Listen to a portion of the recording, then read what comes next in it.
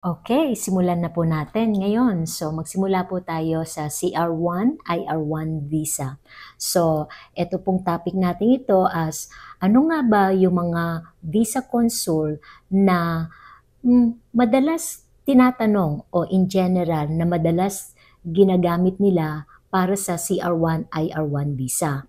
Ang CR1, IR1 visa, ito po yung kapag CR1, ito po yung less than 2 years po kayong mag-asawa. And then kapag more than 2 years na po, nag-automatic na po iyon, nagiging IR1 visa. So ito yung first question.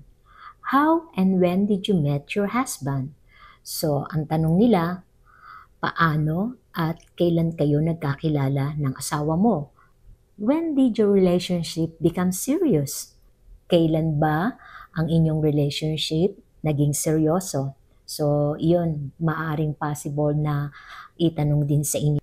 Where was your wedding held? And who attend? So, tinatanong ng consul sa inyo kung saan ginanap ang inyong wedding ceremony at also kung sino-sino yung umattend dun sa wedding na yon. What does your spouse do for work? Ang tinatanong nila kung ano daw yung trabaho ng asawa ninyo. So, isasabihin niyo kay Consul kung ano yung trabaho ng asawa ninyo doon sa US. When is the last time you talked to your spouse? So, kailan ba huli kayong nag-usap ng iyong asawa? Have you met your spouse family? Nakilala mo na ba ang mga pamilya ng iyong asawa?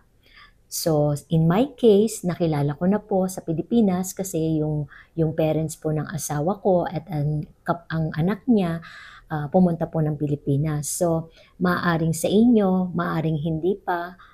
So, depende po sa sitwasyon kung ano po yung isasagot niyo. Do you live together?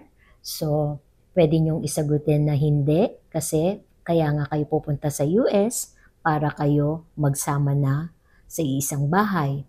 Pero minsan, sa mga katulad ng case ko, nagsama po kami ng matagal ng asawa ko sa Pilipinas, kaya iba po yung case na sinagot ko na, yes, we live with each other in the Philippines. What is your spouse daily routine? So, ano ba ang daily routine ng asawa mo sa US? Tinatanong nila ito para nalalaman nila kung talaga bang alam mo ang history na ginagawa ng asawa mo everyday sa US. Kasi that's the way it used to be na kayong mag-asawa, kailangan alam nyo sa isa't isa ang araw-araw na ginagawa ninyo. How often do you talk to your spouse? So, gaano ba kadalas kayong mag-usap ng asawa mo?